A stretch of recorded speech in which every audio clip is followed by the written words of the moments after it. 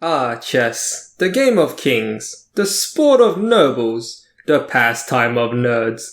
And as most of you already know, thanks to Netflix shows like The Queen's Gambit, chess players are now officially the sexiest people on the planet. At least until somebody figures out how to superglue 3 Megan Foxes together. But hey, since our scientists are clearly tied down on trivial matters like solving climate change or trying to figure out whatever the fuck the metaverse is supposed to be, the task must once again be left to the games industry to solve all of society's first world problems. Sex Chess is an indie game developed by Evil Boobs Cult, a team with literally zero gaming experience whatsoever. Seriously, I spent like an hour googling these folks. And as far as I'm concerned, this could be a team comprised entirely of high school students, and who really knows? I mean, the name certainly feels like it was made up by a bunch of naughty teenagers who came up with the premise during a college frat party or something. You play as Satan, who's enjoying his holiday from the US midterms when all of a sudden the 4th seal is broken, and a host of angels come storming into your court uninvited, demanding that you stop appearing on Fox News segments, the needy assholes. But luckily for our ever so clever Prince of Darkness, you happen to know just how to de-escalate the situation through a simple game of chess. If only US foreign policy could be handled this easily. The rules of the game are pretty straightforward. Capture the enemy's king. However, in addition to the regular rules of chess, players also have access to an arsenal of spells which they can play on their turns. These can range from summoning an army of pawns, to promoting one of your own pieces, and from destroying an enemy piece, to forcing your opponent to skip a turn entirely. Yeah, the rules in this game are just bonkers and completely out of balance. So much so that I'm surprised they even bothered to play on a chessboard, as opposed to say a crossword puzzle or a roulette table.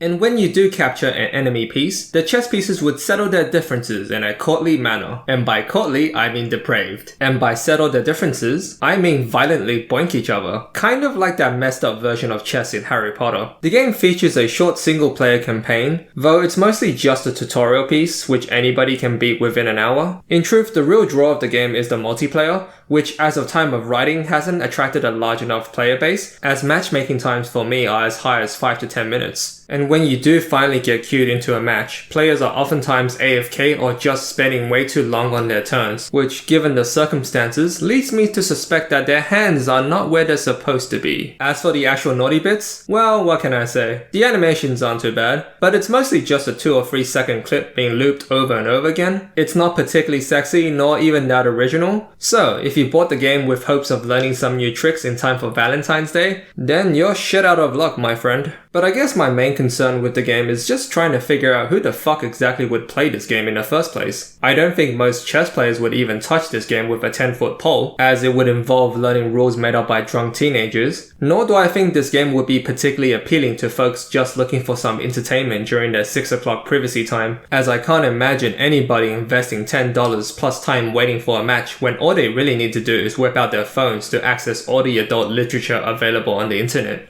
And so, I'm just not sold on this game. I think I have a rough idea on the type of audience these developers are aiming to market this game towards, but I just don't think that demographic even exists, at least not in big enough numbers to get the matchmaking times down to a reasonable length. And honestly, I see no reason why a person couldn't just queue up a game on chess.com, while also having a separate web browser open playing their favorite poontang videos on a second monitor. Not only do you have access to more quality material, but you also get the added benefit of getting away with some hanky-panky without anybody suspecting a thing.